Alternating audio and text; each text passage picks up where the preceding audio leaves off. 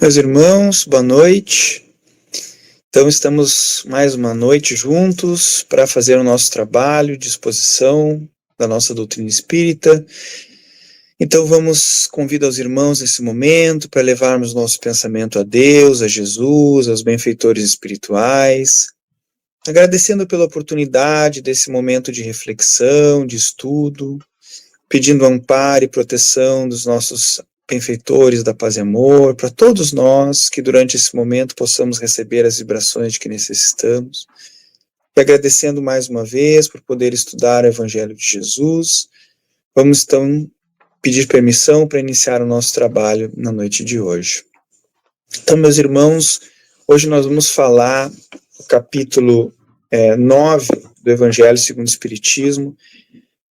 Bem-aventurados aqueles que são brandos e pacíficos. E esse capítulo começa com o item 1 e 2, que está no Evangelho de Mateus, em que Jesus diz: bem-aventurados aqueles que são brandos, porque eles possuirão a terra. Bem-aventurados os pacíficos, porque eles serão chamados filhos de Deus.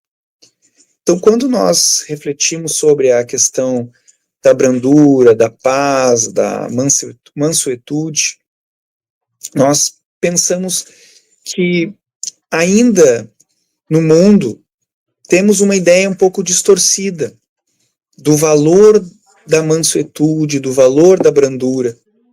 Muitas vezes a pessoa que é branda, que é pacífica, a pessoa que não reage à agressividade, a pessoa que é mais tranquila, ela muitas vezes é vista como alguém que fica em cima do muro, alguém que não se posiciona, e não é entendido ainda a importância da brandura para nossa paz interior e o quanto é mais difícil sermos brandos, o quanto é mais difícil sermos pacíficos.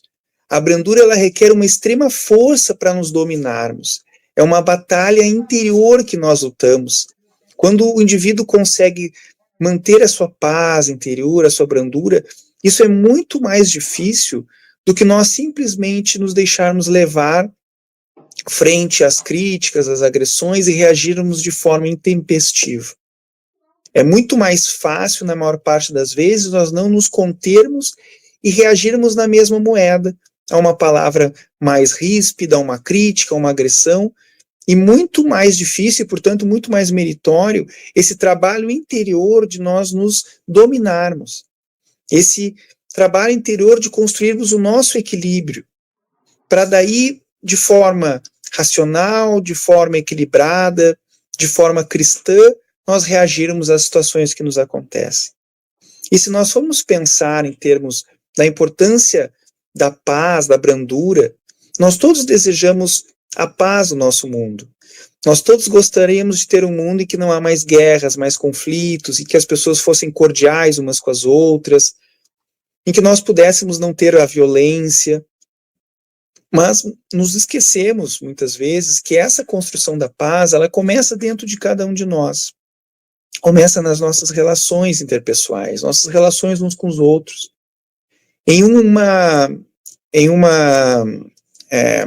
amplitude maior, ou melhor dizendo, em uma esfera maior, as guerras que existem entre as nações, elas refletem, de fato, essas dificuldades que as pessoas têm de se relacionar umas com as outras. E a paz ela não se estabelece se não houver o desejo dessa paz se estabelecer, se não houver um processo ativo, uma busca pela pacificação. O conflito ele não termina. Se uma das partes envolvidas não decidir acabar com o conflito, se alguém não chegar e disser basta, não quero mais brigar, não quero mais discutir sobre esse assunto, agora eu quero paz, eu quero tranquilidade. Se alguém não fizer esse movimento, o conflito ele só se realimenta. As pessoas elas vão só escalonando o conflito, a briga vai só aumentando. E a gente vê isso entre as nações. Se não existe alguém disposto a ceder, a paz de fato ela não chega. Então é necessário buscar essa paz com muito empenho. Quando a gente vê nas relações interpessoais, seja no ambiente de trabalho, na família, onde quer que nós estejamos, esse é o grande desafio. Nós temos relações harmônicas, pacíficas, mansas. Quando a gente pensa no ambiente de trabalho, por exemplo, a gente vê hoje em dia que a maior parte das demissões não é por incapacidade técnica das pessoas, mas pela dificuldade de convívio, pela dificuldade de relacionamento, o fato das pessoas criarem conflitos umas com as outras. No nosso lar, da mesma forma. Todos nós queremos um lar pacificado, mas é necessário que interiormente nós nos pacifiquemos, nós estejamos em paz. Até para lidarmos quando o outro não está bem, nós não nos contaminarmos, nós construirmos como se fosse uma proteção para manter a nossa paz interior, mesmo quando os outros não estejam bem. Porque cada um só consegue pacificar a si mesmo. Nós não conseguimos pacificar o outro. Eu posso batalhar pela minha paz interior. E a minha paz interior ela não pode depender do estado do outro, porque o estado do outro não está sob meu controle. Eu não posso dizer como é que o outro vai acordar, se ele vai estar de bom humor ou mau humor, se ele vai estar feliz ou não. Isso depende basicamente dele. O que depende de mim é eu aprender a me equilibrar. E é esse convite que a doutrina espírita nos faz. A nossa reforma interior. É para isso que nós estamos aqui. E no nosso lar e nas nossas relações, o diálogo é uma coisa muito importante, mas é importante sabermos como conversar. E uma das primeiras coisas que temos que cuidar é, primeiro, sabermos escutar o outro. Sabemos ouvir o que o outro tem para nos dizer. Muitas vezes, quando as pessoas sentam para conversar, para discutir, esclarecer algum ponto, as pessoas elas querem só falar. Em geral, nós só queremos falar e nós temos pouca abertura para silenciarmos e ouvir o que o outro tem a dizer. E mesmo validar o que o outro sente, o que o outro traz para nós, porque nós podemos não concordar com o que ele está sentindo, com o que ele pensa, mas é ele. É o jeito dele, é o sentimento dele, nós temos que respeitar o outro, mesmo que nós não concordemos. Porque para nós convivermos bem com as pessoas, é importante nós refletirmos sobre isso, nós não precisamos concordar. Nós não precisamos pensar da mesma forma, nós não precisamos nem chegar no denominador comum.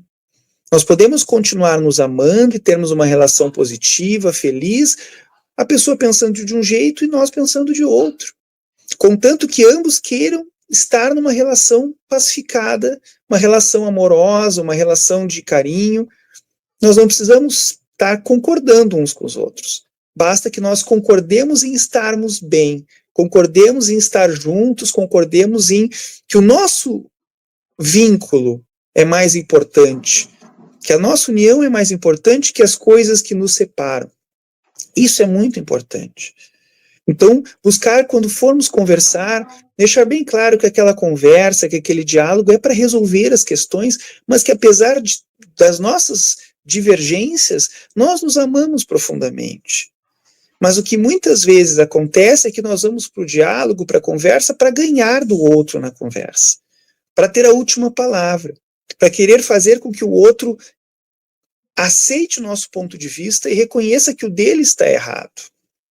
E aí, realmente, o conflito ele vai se estabelecer de uma forma negativa.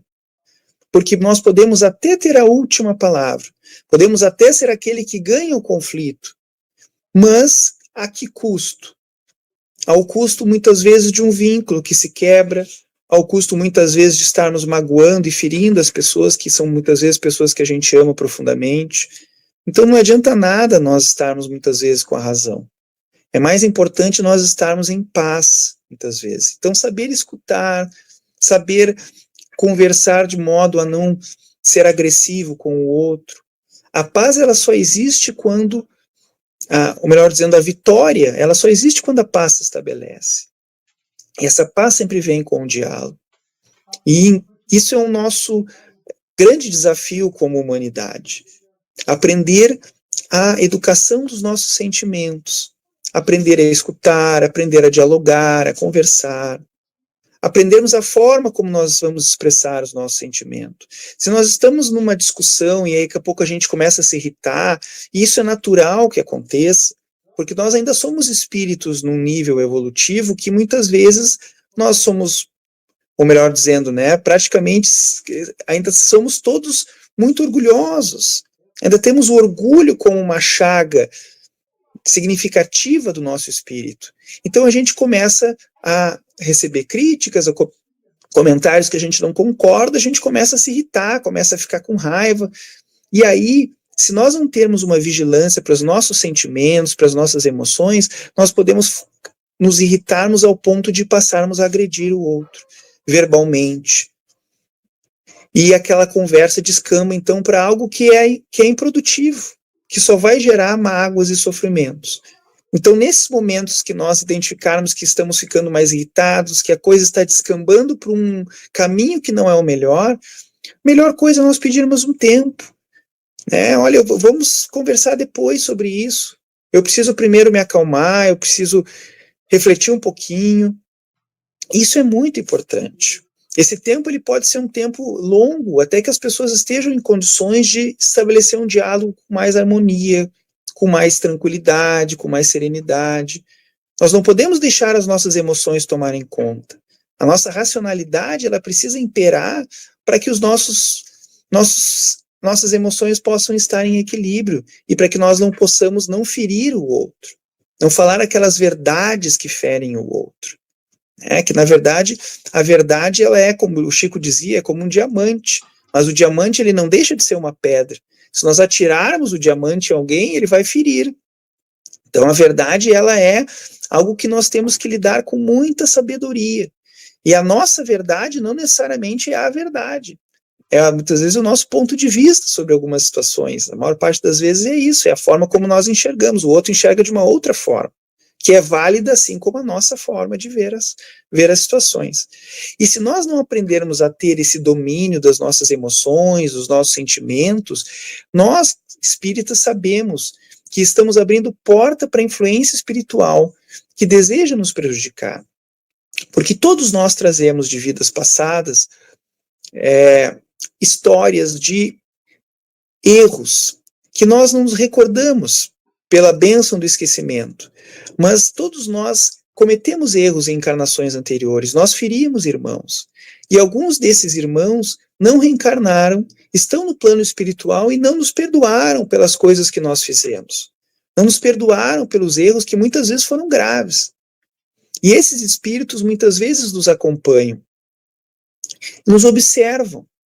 E muitos deles acalentam um desejo de vingança pelo mal que nós causamos a eles, ou aos seus familiares, enfim, em existências anteriores.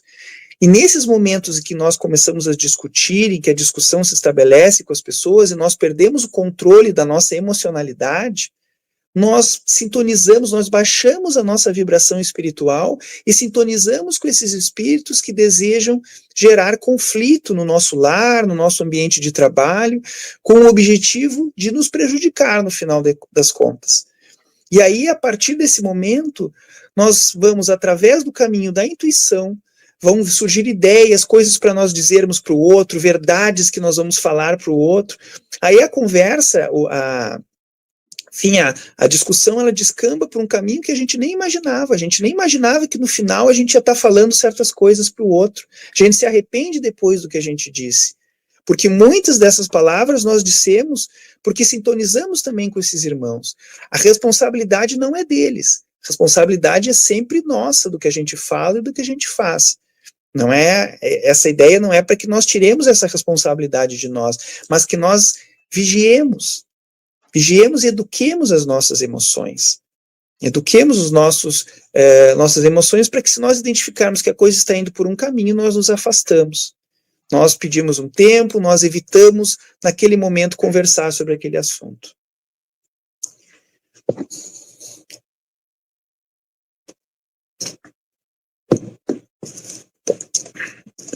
E outra coisa que também é importante para que haja paz, para que nós possamos ter uma relação assim, de paz com as pessoas e sermos bem-aventurados, como Jesus diz, bem-aventurados os brandos e pacíficos, é nós aprendermos a desenvolver, ou buscarmos desenvolver uma visão positiva em relação às pessoas. Olhar o outro com uma lente de amor, de indulgência, porque muitas vezes somos muito críticos com as pessoas, principalmente as pessoas que convivem mais proximamente a nós, os nossos familiares, a quem a gente convive, e claro, a gente conhece os defeitos, os pontos negativos, que todos nós temos. Todos nós temos, assim como eles conhecem as nossas fragilidades também. Só que muitas vezes a gente acaba colocando um rótulo nas pessoas, a partir do momento que a gente identifica esses defeitos. Então, quando a pessoa erra ou faz alguma coisa errada, imediatamente esse rótulo vem na nossa mente. Então, se a gente sabe, por exemplo, que o nosso familiar, a pessoa que a gente convive, por exemplo, esquece as coisas, às vezes é uma pessoa um pouco mais distraída, quando a pessoa erra, a gente já diz, só podia ser o fulano. Fulano é muito distraído, é muito desatento. A gente já rotula ele como o desatento, ou aquele que é preguiçoso, ou aquele que não ajuda ninguém. A gente já rotula as pessoas, muitas vezes. E esse rótulo ele vai ser ativado no momento em que a gente vê o outro fazendo alguma coisa errada, errando, enfim. Então, na verdade, isso é uma lente que nós colocamos sobre os nossos olhos para enxergar o outro. E nós temos que limpar essa lente para enxergar o outro com um olhar mais cristão, mais amoroso. Jesus Cristo disse para Pedro, em determinado momento, que ele diz assim, Pedro, tu vais aprender que as pessoas são muito mais frágeis do que perversas. Essa passagem, ela está no livro Boa Nova, um livro escrito por Humberto de Campos, um espírito que, através da mediunidade do Chico, então nos trouxe relato de momentos da vida de Jesus que estão nos arquivos da espiritualidade. E Humberto de Campos nos traz um momento, então, que Jesus fala aos apóstolos, na última ceia, sobre o que iria acontecer.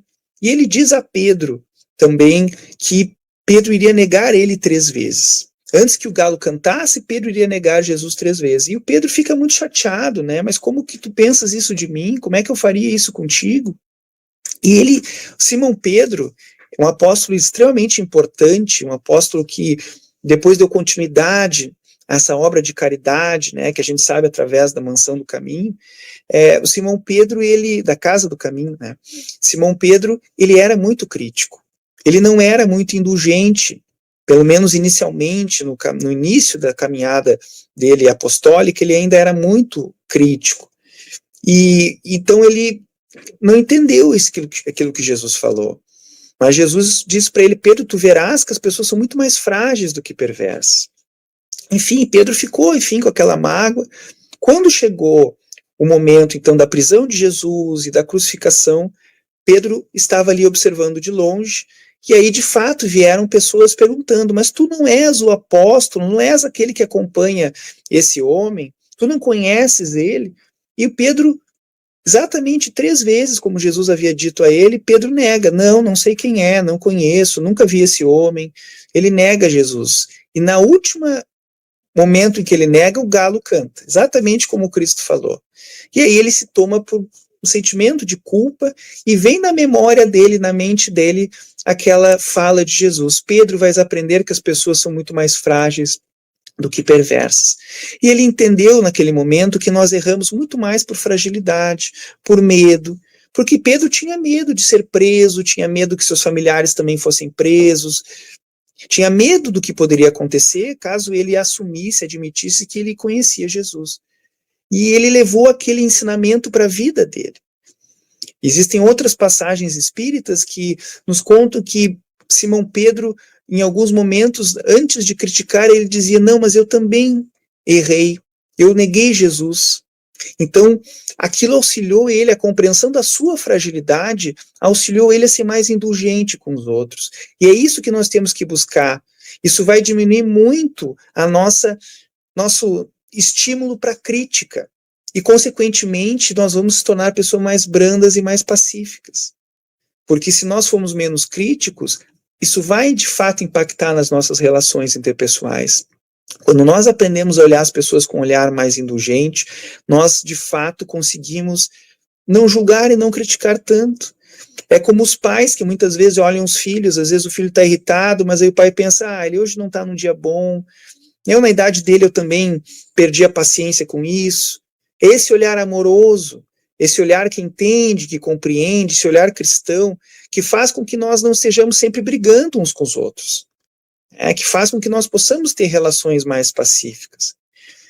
E quando também, nas relações uns com os outros, precisamos de fato pontuar ou conversar com as pessoas, falar alguma coisa né, para a pessoa, por exemplo, que a pessoa nos prejudicou, Jesus Cristo diz que nós temos que conversar em particular com o nosso irmão. Se ele vos entender, tereis ganho, né, o vosso irmão. Então, a importância de nós conversarmos, às vezes, dizermos certas situações que não está legal, que a pessoa tem que refletir, mas é importante, quando nós vamos fazer qualquer tipo de crítica para alguém, nós primeiro vermos se essa crítica não se aplica a nós.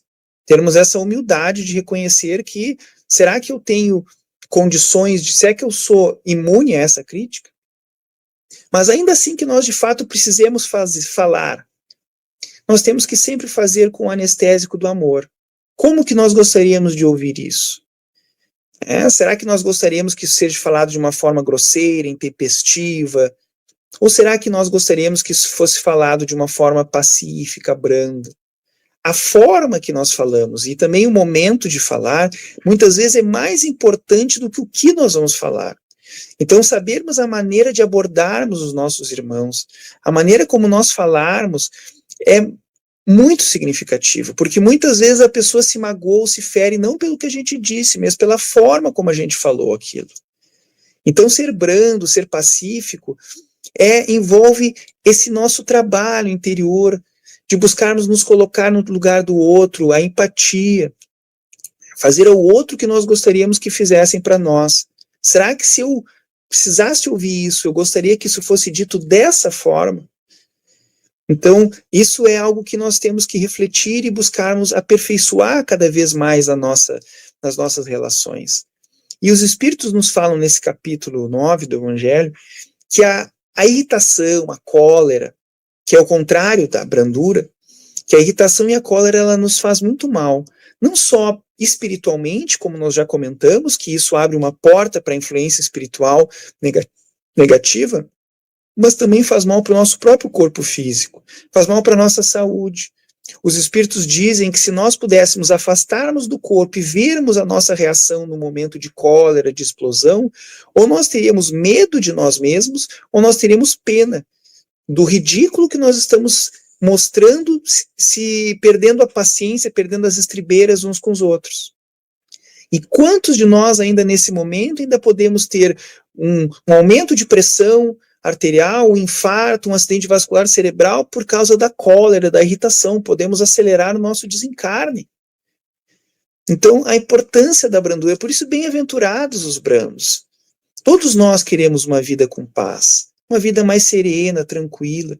Só que muitas vezes a nossa falta de vigilância é o que gera esses conflitos na nossa vida, uma vida mais difícil. E esse processo de educação dos sentimentos é o que vai fazer com que possamos, aos pouquinhos, saindo da nossa infância espiritual. Nós ainda estamos num momento que temos que educar os nossos sentimentos, ainda somos infância no sentido de semelhança às crianças, que muitas vezes perdem a paciência. A gente vê as crianças fazendo crises de birra, né, quando elas não conseguem um brinquedo, não conseguem alguma coisa, e nós adultos às vezes agimos de forma infantilizada, assim, às vezes a gente faz birra. Então essa necessidade da importância da paz na nossa vida é muito importante que reflitamos sobre isso. Tá? Mesmo que as pessoas muitas vezes nos critiquem por buscarmos sermos pessoas pacíficas, mesmo que as pessoas não entendam e nos julguem, esse fica em cima do muro, ele nunca se posiciona, porque a maior parte das pessoas não entende como bom nós não reagirmos às críticas, nós não criticarmos de volta. Só que Jesus vem nos dizer aquela passagem que muitas vezes também não é tão compreendida, que é, se alguém te bate numa face, oferece a outra. Quando Jesus disse isso, ele não estava dizendo que nós temos que dar o rosto para outra pessoa nos bater de novo. O que Jesus estava dizendo para nós é que se alguém te dá a face da agressividade, a face da crítica, né, que nós demos a face do perdão, da tolerância, da compreensão, da paz, que nós não respondamos da mesma moeda, que nós possamos ter uma atitude diferente. É isso que Jesus está nos concitando, que nós possamos mudar a forma como nós sempre temos reagido ao longo das múltiplas encarnações que nós já vivemos, e agora possamos mudar o caminho para um caminho mais voltado para a paz, voltado para a serenidade, para a harmonia e para o equilíbrio interior. Mesmo que as pessoas não entendam esse movimento, é importante que tenhamos a ideia de que a minoria ainda despertou e nós ainda estamos nesse processo de despertar para a espiritualidade, para a nossa caminhada espiritual. Então não importa o que os outros pensam, importa é a nossa consciência, importa entre nós e Deus. O Chico muitas vezes foi criticado por não responder às diversas críticas que ele sofria, às vezes críticas muito ferrenhas. Chico foi alguém que sofreu muito com as pessoas, né, julgando, mas ele seguia naquela paz, naquela harmonia, ele dizia o que era preciso ser dito, era assertivo, ele era um ser pacífico. E quando a gente pensa em ser pacífico, não significa que ser pacífico não é ter voz. Porque o Chico, ele foi, acho que em 2 programas do Pinga Fogo, em várias outras situações, defendendo a doutrina espírita, defendendo a verdade, mesmo que as pessoas questionassem a mediunidade dele, diziam que aquilo ali não era verdade, o Chico ele ia lá com toda a serenidade, sem ofender ninguém, com toda a humildade, porque a brandura envolve a humildade também, envolve afabilidade. O Chico ia com toda essa potencial, esse amor, responder às críticas. Então, o bem, ele de fato, ele precisa ter voz. Ser pacífico não é ser passivo, não é calar e não falar aquilo que é necessário. Nós temos, por exemplo, espíritos que também vieram na Terra com missões e foram pacíficos. Um deles é o Mahatma Gandhi, que foi muito importante, né, para a libertação da Índia do domínio britânico. Ele era pacífico, ele pregava a não violência. Então os ingleses iam lá agredir, muitas vezes até matar os indianos, e Gandhi não retribuía a violência com violência. Ele ia lá, falava o que precisava falar, fazia as críticas que precisavam fazer, mas ele não agredia de volta. Outro espírito também que nós nos recordamos, que foi um exemplo também de ser pacífico, foi o Martin Luther King, que nos Estados Unidos participou ali, né, da luta pelo fim da segregação racial. Martin Luther King também era pacífico, ele ia falar inclusive lá com o presidente da República, ele dava discursos, ele não se calava. O bem precisa ter voz, mas não era agressivo, não retribuía a agressão que eles sofriam, que ele foi preso inúmeras vezes, né, assim como Gandhi também, ele não retribuía aquilo com violência. Então, Emmanuel diz numa mensagem dele que nós não precisamos ser nem de fel para dizer que não, nem de mel para dizer que sim. Nós podemos e devemos dar os limites, dizer o sim, dizer o não, sem ser agressivo. Sendo brando, pacífico, mas olha, não, isso não, a resposta para isso é não. Então, é muito importante entendermos, o pacífico não é alguém que não reage, não é alguém que fica ali simplesmente parado, não, é alguém que está defendendo o bem, aquele que está fazendo o melhor possível para manter a paz.